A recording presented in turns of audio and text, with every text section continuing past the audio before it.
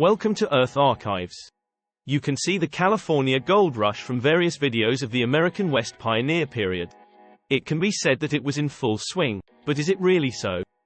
Today may allow you to re-understand the atmosphere and facts of this era. Before the show starts, please subscribe, like, and turn on the little bell. If possible, leave your thoughts. This will help the growth of the show. Without further ado, let's officially start. Who started the California gold rush?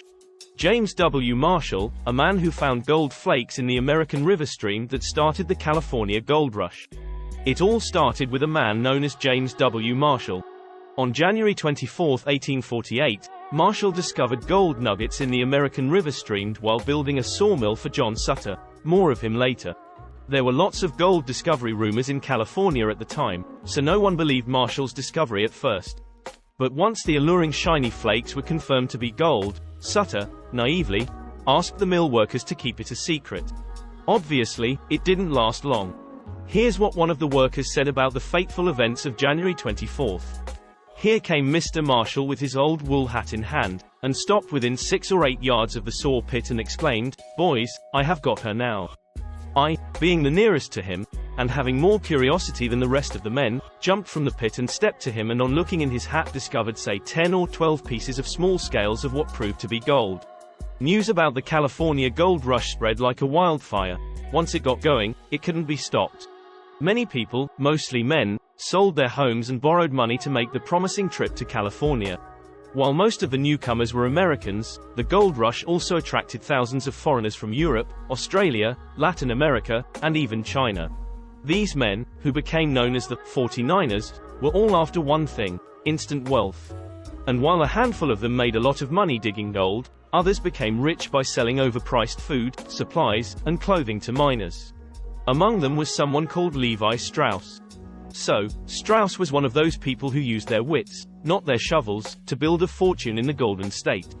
And Twain, well, he ended up finding his true calling as a world-famous writer. As a whole, Gold Rush was a fascinating time with many important people, places, and events that shaped the history of the United States. Here are intriguing facts that will help you grasp the mood of the Gold Rush era. 1. California did not have the first gold rush in American history. That honor actually belongs to North Carolina. 50 years before gold was discovered at Sutter's Mill, the first gold rush in American history got underway after a 17-pound gold nugget was found in Cabarrus County, North Carolina. Eventually, more than 30,000 people in the Tar Heel state were mining for gold, and for more than 30 years all gold coins issued by the U.S. Mint were produced using North Carolina gold. 2. The gold rush was the largest mass migration in U.S. history. In March 1848, there were roughly 157,000 people in the California Territory, 150,000 Native Americans, 6,500 of Spanish or Mexican descent known as Californios, and fewer than 800 non-Native Americans. Just 20 months later, following the massive influx of settlers, the non-native population had soared to more than 100,000. And the people just kept coming. By the mid-1850s there were more than 300,000 new arrivals, and 1 in every 90 people in the United States was living in California. All of these people, and all of this money, helped fast-track California to statehood. In 1850, just 2 years after the U.S. government had purchased the land, California became the 31st state in the Union. 3. The gold rush attracted immigrants from around the world. In fact, by 1850 more than 25% of California's population had been born outside the United States. As news of the discovery was slow to reach the East Coast, many of the first immigrants to arrive were from South America and Asia. By 1852, more than 25,000 immigrants from China alone had arrived in America. As the amount of available gold began to dwindle, miners increasingly fought one another for profits and anti-immigrant tensions soared.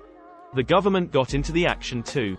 In 1850 California's legislature passed a foreign miners' tax, which levied a monthly fee of $20 on non-citizens, the equivalent of more than $500 in today's money. That bill was eventually repealed, but was replaced with another in 1852 that expressly singled out Chinese miners, charging them $2, $80 today, a month. 4. The gold rush proved dangerous and deadly for non-white people. During the gold rush, violence against foreign miners increased, with beatings, rapes and even murders becoming commonplace. However, no ethnic group suffered more than California's Native Americans. Before the gold rush, the state's native population numbered roughly 300,000. Within 20 years, more than 100,000 would be dead. Most died from disease or mining-related accidents, but more than 4,000 were murdered by enraged miners. 5. The gold rush was a male-dominated event. Hundreds of thousands of people flocked to California to make their fortunes in the gold rush, but almost none of them were women. In 1852, 92% of the people prospecting for gold were men. The few women who did travel to the west eked out a living in the growing boomtowns, working in the restaurants, saloons and hotels that seemingly popped up every day. Some women's journals back east, fearful of the trouble the men might get into without the civilizing influence of women, published stories and ran ads encouraging educated, morally minded young women to travel west to tame these men. Few took him up on this offer. The percentage of women in gold mining communities did eventually increase somewhat, but even in 1860 they numbered fewer than 10,000, just 19%. 6. Early sections of San Francisco were built out of ships abandoned by prospectors. The gold rush conjures up images of thousands of 49ers heading west in wagons to strike it rich in California, but many of the first prospectors actually arrived by ship, and few of them had a return ticket. Within months, San Francisco's port was teeming with boats that had been abandoned after their passengers and crew headed inland to hunt for gold. As the formerly tiny town began to boom, demand for lumber increased dramatically, and the ships were dismantled and sold as construction material. Hundreds of houses, banks, saloons, hotels, jails and other structures were built out of the abandoned ships, while others were used as landfill for lots near the water's edge. Today, more than 150 years after the gold rush began, archaeologists and preservationists continue to find relics, sometimes even entire ships, beneath the streets of the city by the bay. 7. Prospecting for gold was a very costly enterprise. Most of the men who flocked to Northern California arrived with little more than the clothes on their backs. Once there, they needed to buy food, goods and supplies, which San Francisco's merchants were all too willing to provide, for a cost. Stuck in a remote region, far from home, many prospectors coughed up most of their hard-earned money for the most basic supplies. At the height of the boom in 1849, prospectors could expect prices sure to cause sticker shock. A single egg could cost the equivalent of $25 in today's money. Coffee went for more than $100 per pound, and replacing a pair of worn-out boots could set you back more than $2,500. 8. More fortunes were made by merchants than by miners. As the boom continued, more and more men got out of the gold hunting business and began to open businesses catering to newly arrived prospectors. In fact, some of America's greatest industrialists got their start in the gold rush. Phil Palmer, who would later found a meatpacking empire in Chicago, made a fortune operating the sluices that controlled the flow of water into the rivers being mined. Before John Studebaker built one of America's great automobile fortunes, he manufactured wheelbarrows for gold rush miners.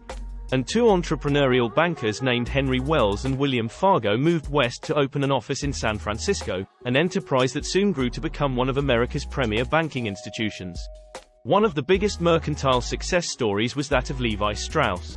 A German-born tailor, Strauss arrived in San Francisco in 1850 with plans to open a store selling canvas tarps and wagon coverings to the miners. After hearing that sturdy work pants, ones that could withstand the punishing 16-hour days regularly put in by miners, were more in demand, he shifted gears, opening a store in downtown San Francisco that would eventually become a manufacturing empire, producing Levi's denim jeans. 9. Thousands of gold rush prospectors got rich, but John Sutter wasn't one of them. John Sutter, the man whose land would become synonymous with the California gold rush, was a Swiss immigrant who fled Europe in the 1830s, leaving behind piles of unpaid debts. After several years of traveling throughout North America, he finally settled in the tiny outpost of Yerba Buena, modern-day San Francisco, in 1839. With the assistance of the local Mexican government, Sutter quickly realized his goal of establishing an agricultural community on a 50,000-acre tract of land he called New Helvetia, Latin for New Switzerland, which became an important outpost for emigrants traveling to the west. It was during the construction of a sawmill on Sutter's land along the American River that one of his employees first discovered the gold nugget that would change the world. Sutter, initially more interested in maintaining control over his property, tried to keep the discovery quiet, but the news quickly leaked out. Within months, most of his workers had abandoned him to search for gold themselves, while thousands of other prospectors overran and destroyed much of his land and equipment. Faced with mounting debts, Sutter was forced to deed his land to one of his sons, who used it to create a new settlement called Sacramento. Sutter Sr. was furious. He had hoped the town would be named after him, but he had more pressing concerns. Nearly bankrupt, he began a decades-long campaign to have the U.S. government reimburse him for his financial losses, to no avail. While thousands became rich off his former land, 10. In a single year, two brothers mined $1.5 million worth of gold. Fine gold nuggets that were discovered by Murphy brothers during the California Gold Rush.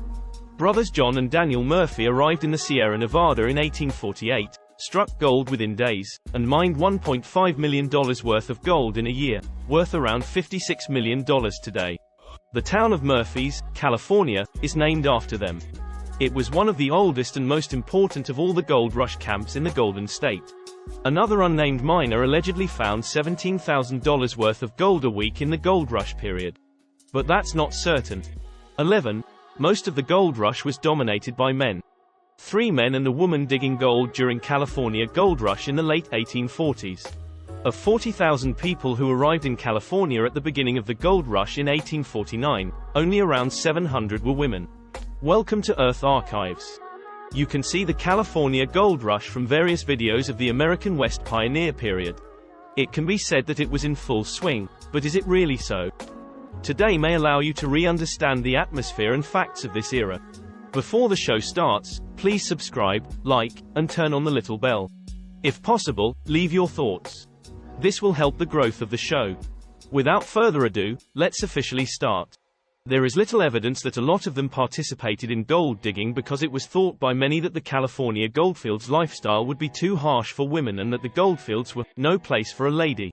Therefore, in mining towns, many women worked as model artists, or as fancy ladies, serving drinks and providing companionship in gambling halls.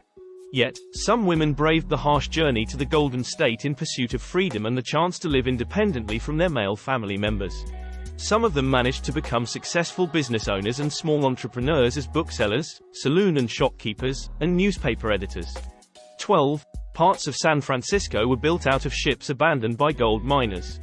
Parts of San Francisco were built out of ships that were abandoned by newcomers who came to California in search of gold. Many of the first gold miners arrived in California by ship, and few of them had a return ticket. It didn't take long for San Francisco's port to fill up with abandoned boats after their passengers and crew headed inland in search of gold. As San Francisco boomed as a city, lumber demand soared, so the old ships were used to build houses, banks, hotels, saloons, jails, and other buildings.